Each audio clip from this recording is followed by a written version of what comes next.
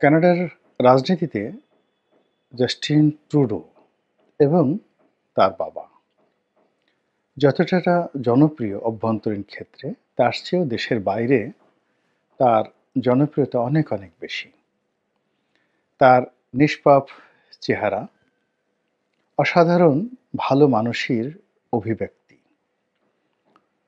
এবং বক্তব্য দেওয়ার অসাধারণ ক্ষমতা, এবং একই সঙ্গে সুন্দর একটি পরিবার। তার স্ত্রী, যার সঙ্গে যদিও তার ডিভোর্স হয়ে গেছে, কিন্তু তার স্ত্রীর কারণে তিনি ভীষণ রকম জনপ্রিয় ছিলেন দেশের বাইরে। আমাদের যে রাজনীতি, বিশ্ব রাজনীতি, সেই বিশ্ব রাজনীতির দুটো যাকে বলা হয় সমীকরণ আমি সাধারণত দেখি। অনেক নেতা আছেন বা রাষ্ট্রনায়ক আছেন নিজ দেশে ভীষণ রকম অজনপ্রিয়, কিন্তু দেশের বাইরে একেবারে দেবতার মতো তাদেরকে শ্রদ্ধা করা হয়। যেমন ইমরান খান, কিংবা ধরুন যাকে বলা হয় মাহাতির মোহাম্মদ। তো ওনারা ওনাদের নিজ দেশে রাজনৈতিক প্রতিপক্ষের নিকট ভীষণ রকম বিতর্কিত, কিন্তু সারা দুনিয়ার আমজনতার নিকট তারা ভীষণ রকম জনপ্রিয়। কেবলমাত্র নেলসন ম্যান্ডেলা ছাড়া দেশে এবং দেশের বাইরে সমান মর্যাদা সম্পন্ন রাজনৈতিক নেতৃত্ব এই শতাব্দীতে আমি দ্বিতীয়টি দেখিনি। এমনকি মহাত্মা গান্ধী, তিনি বাংলাদেশে খুবই জনপ্রিয়, দেশের বাইরে ভীষণ রকম জনপ্রিয়, কিন্তু দিল্লিতে বলেন, গুজরাটে বলেন, কলকাতাতে বলেন, তাকে নিয়ে বহু বিতর্ক রয়েছে। তো জাস্টিন ট্রুডোর যখন বিয়ে বিচ্ছেদ হলো, আমরা সবাই খুব কষ্ট পেলাম। আর অতি সম্প্রতি তিনি পদত্যাগ করার সিদ্ধান্ত নিয়েছেন, বলতে গেলে বাধ্য হয়েছেন। এবং এই পদত্যাগের নেপথ্যের মূল কারণ হলো অর্থনৈতিক অব্যবস্থাপনা এবং কানাডার জনজীবনে নাভিশ্বাস। তিনি তাদের দেশে যে সকল ছাত্র বা ছাত্রী বিদেশ থেকে পড়তে যান, তাদের ব্যাপারে কিছু সিদ্ধান্ত নিয়েছেন। এরপর তাদের দেশে যারা ইমিগ্র্যান্ট, তাদের ব্যাপারে কিছু সিদ্ধান্ত নিয়েছেন, এবং ইমিগ্র্যান্ট যারা, তাদের সম্পত্তি ক্রয় বিক্রয়ের উপর তিনি যে বিধি নিষেধ আরোপ করেছেন, এটি জাতীয়তাবাদের দৃষ্টিতে বা কানাডার অভ্যন্তরীণ রাজনীতির স্ট্যাবিলিটি কিংবা অন দ্য লং রান, দীর্ঘমেয়াদে কানাডাকে একটি সভ্য রাষ্ট্রে পরিণত করার জন্য খুবই গুরুত্বপূর্ণ। কিন্তু যে রাষ্ট্রটি গড়ে উঠেছে মূলত পরবাসীদের ঘাম, মেধা, শ্রমে, এবং যে রাষ্ট্রের অর্থনীতির ভিত্তি মূলত সারা দুনিয়ার ব্ল্যাক মানি। এই যে আমাদের দেশের যারা লোকজন বেগমপাড়া করেছে, এই বেগমপাড়াটা তো মূলত শুরু হয়েছে আরব দেশের শেখদের যে বেগম বা তাদের দ্বিতীয় স্ত্রী, তৃতীয় স্ত্রী, অনেকের রক্ষিতা বা অনেকের প্রমোদ ভবন, মধ্যপ্রাচ্যে যারা ধনী, তো সেইগুলো তৈরি করার জন্য স্পেশাল এরিয়া কানাডাতে আছে, এবং সেখান থেকে বেগম পাড়াটা এসেছে, এবং সেই বেগম পাড়াটা ধীরে ধীরে এখন ভারতের জন্য আছে, বাংলাদেশের জন্য আছে, বিশ্বের বহু দেশের জন্য আছে। আমি নিজে বাংলাদেশের বেশ কয়েকজন ব্যবসায়ীকে চিনি, ঘনিষ্ঠ, যারা সৎ, অনেস্ট, কিন্তু কানাডাতে গিয়ে 20 কোটি, 30 কোটি, 50 কোটি টাকা দিয়ে তারা একেবারে প্রাসাদের মতো বাড়ি কিনেছেন, এবং সেই সকল বাড়ি মেনটেন করতে গিয়ে তাদেরকে প্রতি মাসে $10,000 থেকে $12,000, মানে 10 থেকে 12 লাখ টাকা বা আরও বেশি টাকা প্রতি মাসে খরচ করতে হয়, ট্যাক্স সহ অন্যান্য বিষয় আদি। তাহলে বছরে যদি 10 লাখ টাকা খরচ করেন 1 কোটি টাকাতে, এরকম আমার জানা মতে যদি 10 জন লোকের এরকম বাড়ি থাকে, তাহলে বাংলাদেশে কত মানুষের কানাডাতে ইনভেস্টমেন্ট আছে। তো এই ইনভেস্টমেন্টগুলোকে তিনি ব্ল্যাকলিস্টেড করে দিয়েছেন। আগের মতো করে এখন আর কানাডাতে ওভাবে কেউ ইনভেস্ট করতে পারবে না। সম্পত্তি ক্রয় এবং বিক্রয়ের ক্ষেত্রে আগে যে নিয়মকানুন ছিল, সেই নিয়মকানুনগুলো পরিবর্তন করেছেন, যেটি সোশ্যাল স্ট্যাবিলিটি, সমাজকে ভালো মানুষে রূপান্তরিত করা, চোর, ডাকাত, গুন্ডাদের কবল থেকে দেশকে রক্ষা করার জন্য খুবই ভালো। কিন্তু সমাজ ওটা মেনে নিতে পারেনি। সমাজ ওটা মেনে নিতে পারেনি। তার ফলে কি হলো? তিনি খুব দ্রুত অজনপ্রিয় হয়ে পড়েছেন এবং এর সঙ্গে তার যে ব্যক্তিগত কতগুলো অভ্যাস, তিনি কোকেন গ্রহণ করেন বলে অনেকে অভিযোগ করেন। মানে গাঁজা খান বা কোকেন গ্রহণ করেন, এরকম অনেকে অভিযোগ করেন। মানসিকভাবে বিষণ্ণ, তার স্ত্রীর সঙ্গে তার ডিভোর্সের পর, এবং ডোনাল্ড ট্রাম্পের সঙ্গে তার খুবই খারাপ সম্পর্ক, বিশেষ করে রিপাবলিকানদের সঙ্গে। এই সম্পর্কের পরে অতিরিক্ত যেটি হয়েছে সেটি হলো সাম্প্রতিক ১-২ বছর ধরে ভারতের সঙ্গে এবং নরেন্দ্র মোদীর সঙ্গে তার যে শত্রুতা, এটা ব্যক্তিগত পর্যায়ে চলে গেছে।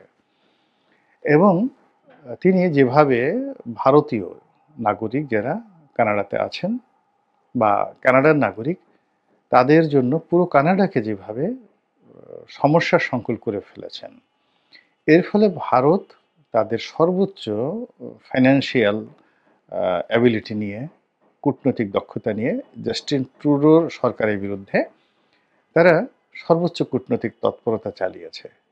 এবং এর ফলে কি হলো? তিনি এমন একটা অবস্থায় পড়ে গেছেন যেখানে পদত্যাগ করা ছাড়া তার কোনো উপায় ছিল না। দ্বিতীয়ত, তিনি যদি এই সময়ে পদত্যাগ না করতেন, ডোনাল্ড ট্রাম্পের জমানাতে ক্ষমতায় আসার পর তিনি আরও বিপদে পড়তেন এবং তার অস্তিত্ব নিয়ে টানাটানি লেগে যেত। এর কারণ হলো ডোনাল্ড ট্রাম্প এবং তার যে বন্ধু, এখন যিনি রয়েছেন, ইলন মাস্ক। তো ইতিমধ্যেই তারা একটা সর্বগ্রাসী অর্থনৈতিক প্ল্যান তারা নিয়েছে। সারা বিশ্বের ধনসম্পদ অতীতে তারা যেভাবে আমেরিকা যেভাবে নিয়েছে, এটাকে আরও বহু গুণে এনে আমেরিকা ফার্স্ট, আমেরিকাকে প্রাধান্য দিয়ে তারা যে অর্থনৈতিক পরিকল্পনা নিয়ে এগুচ্ছে, তার প্রথম টার্গেট হবে কানাডা। এবং জাস্টিন ট্রুডোর এই পদত্যাগের পর ডোনাল্ড ট্রাম্প একেবারে বেলুই ফেলেছেন যে কানাডার বেশিরভাগ জনগণ চায় যে কানাডা কোনো স্বতন্ত্র রাষ্ট্র থাকবে না, তারা আমেরিকার একটি অঙ্গরাজ্য হতে চায়। কি ভয়াবহ একটা কথা! আপনি চিন্তা করুন তো, যদি নরেন্দ্র মোদী বলতেন যে বাংলাদেশের বেশিরভাগ লোক এখন চায় বাংলাদেশ এখন ভারতের অঙ্গরাজ্য হওয়ার জন্য, ঠিক এই কথাটি ডোনাল্ড ট্রাম্প বলে ফেলেছেন। কাজেই কানাডা সম্পর্কে এবং জাস্টিন ট্রুডো সম্পর্কে তার যে অ্যাগ্রেসিভ মেন্টালিটি, এর দ্বারা প্রমাণিত হয়। এবং আগের জামানাতে তিনি যখন প্রেসিডেন্ট ছিলেন, তখনও জাস্টিন ট্রুডোর সঙ্গে তার সম্পর্কটা দাকুমড়াতে পৌঁছে গিয়েছিল এবং অনেকগুলো বিষয়ে কানাডা আমেরিকাকে এম্বার্গো দিয়েছিল এবং আমেরিকাও কানাডাকে এম্বার্গো দিয়েছিল। তো সেটি এই জমানাতে এসে ডোনাল্ড ট্রাম্প আরও অনেক শক্তিশালী হয়ে পড়েছেন। কাজেই জাস্টিন ট্রুডোর কপালে যে তিলক, রাজ তিলক, এটি উঠে গিয়েছে ডোনাল্ড ট্রাম্পের ক্ষমতায় আসার আগেই। এখন বক্তব্য হলো যে এরপর কি?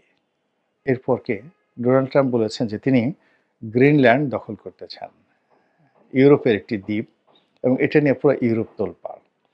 তিনি ইউরোপে ন্যাটো সৈন্যদেরকে আমেরিকার টাকা খরচ করে রাখতে চান না। যারা রাখতে চান তাদেরকে টাকা দিয়ে রাখতে হবে। এমনকি মধ্যপ্রাচ্যে তার যে বিনিয়োগ আছে, মানে যেখানে তিনি সৈন্য সমাবেশ করেছেন, ওগুলো তিনি নিয়ে আসবেন সংশ্লিষ্ট দেশ যদি সেটার ব্যয়ভার বহন না করে, ইনক্লুডিং সৌদি আরবে, ইরাক, এ সকল দেশ। আর তিনি যেটি চাচ্ছেন সেটি হলো ইসরায়েল ইস্যুতে। আগেরবার আপনারা জানেন যে ইসরায়েলের যে রাষ্ট্র, তার রাজধানী তেল আবিব।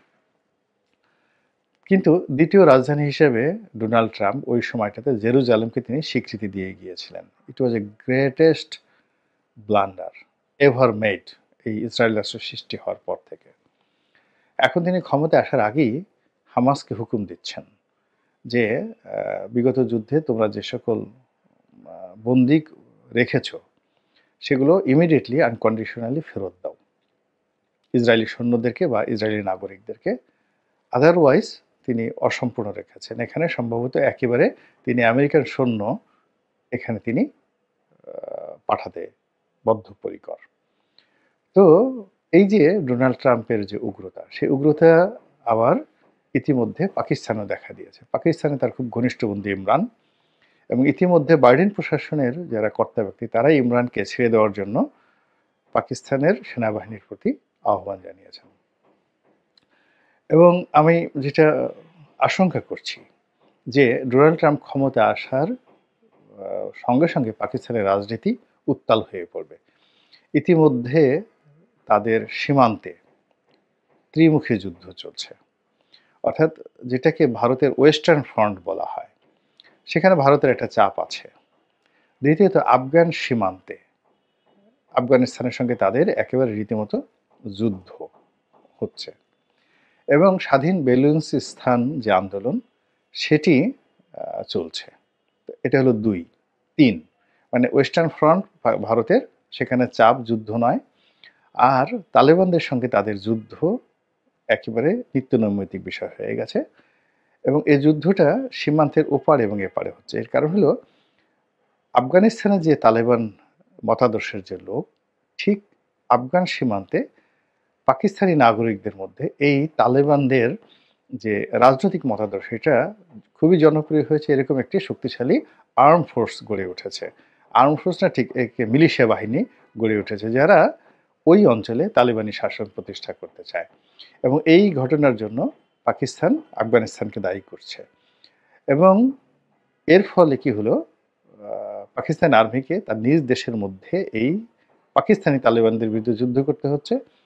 আর যে অংশটি, অর্থাৎ এই তালেবানদের যে সকল লোক সীমান্ত পাড়ি দিয়ে আফগানিস্তানে মানে আশ্রয় নিয়েছে, তাদের উপর বিমান হামলা চালিয়েছে, আর তার জবাবে সঙ্গে সঙ্গে আফগানিস্তান যুদ্ধ চালাচ্ছে। এর বাইরে যেটা আছে, তাদের দীর্ঘদিনের যে সমস্যা, বেলুচিস্তানের স্বাধীনতা, তো এইগুলো সামাল দেওয়ার জন্য যে অর্থ দরকার, বন্ধু দরকার, সব কিছু তছনছ হয়ে যাবে ডোনাল্ড ট্রাম্প ক্ষমতা আসার পর। এবং সেখানে ইমরান খানের ভাগ্য খুলে যাবে, এবং শাহবাজ শরীফের ভাগ্য তছনছ হয়ে যাওয়ার সম্ভাবনা খুব বেশি, এবং সেনাবাহিনীও একেবারে মারাত্মক বিপর্যয়ের মধ্যে পড়বে। পাকিস্তান সেনাবাহিনীর যে ইউনিটি, স্ট্রেংথ, এটা এমনভাবে তাদেরকে চাপ দেওয়া হবে, যার ফলে এটি একটি ওই সাদ্দাম হোসেনের যে বাহিনী ছিল, রিপাবলিকান গার্ড, তাদের মতো হয়ে যাবে। এখন প্রশ্ন হলো যে এই উত্তাপ যদি পাকিস্তান পর্যন্ত আসে ডোনাল্ড ট্রাম্পের, তাহলে আমরা যারা বাংলাদেশে আছি, আমরা কি খুব বেশি নিশ্চিত থাকতে পারি? আমাদের প্রতি কি কোনো চাপ আসবে না? নাকি আমাদের সবাইকে আমেরিকার পক্ষ থেকে বলা হবে যে বড় বড় চৌবাচ্চা তৈরি করা হলো, এখানে মহিষের দুধ আছে, গরুর দুধ আছে, ছাগলের দুধ আছে, তোমরা এই জীবনে রোগমুক্ত হওয়ার জন্য, ঝামেলামুক্ত হওয়ার জন্য যার যেটা পছন্দ সেই দুধের চৌবাচ্চায় নেমে গোসল করে নিশ্চিন্ত মনে জান্নাতি খাবার দাবার খাও। এরকম কি হবে? Not like that. এখানে অনেক রাজনৈতিক সমীকরণ হবে, এবং তিনি যে ব্যক্তিগত সম্পর্কগুলো মেনটেন করেন, বিশেষ করে নরেন্দ্র মোদীর সঙ্গে তার যে সম্পর্ক, ভারতের সঙ্গে তার যে সম্পর্ক, এটি আমাদেরকে ভোগাবে। এর কারণ হলো বাংলাদেশে প্রায় সব কিছুই এখন ভারত চ্যালেঞ্জ করছে। সীমান্তে চ্যালেঞ্জ করছে, আমরাও চ্যালেঞ্জ করছি। কূটনীতিতে ভারত আমাদেরকে চ্যালেঞ্জ করছে, আমরাও চ্যালেঞ্জ করছি। সেখানে ভারত আওয়ামী লীগকে পুনঃপ্রতিষ্ঠিত করতে যাচ্ছে, আমরা চ্যালেঞ্জ জানাচ্ছি, যেটা হতে দেব না। আর ভারতের এই চ্যালেঞ্জের সঙ্গে যখন ডোনাল্ড ট্রাম্পের শক্তি যুক্ত হবে, তখন আপনি কি করে নিশ্চিন্তে ঘুমাবেন? মহান আল্লাহ আমাদের সবাইকে হেদায়েত দান করুন এবং হেফাজত করুন।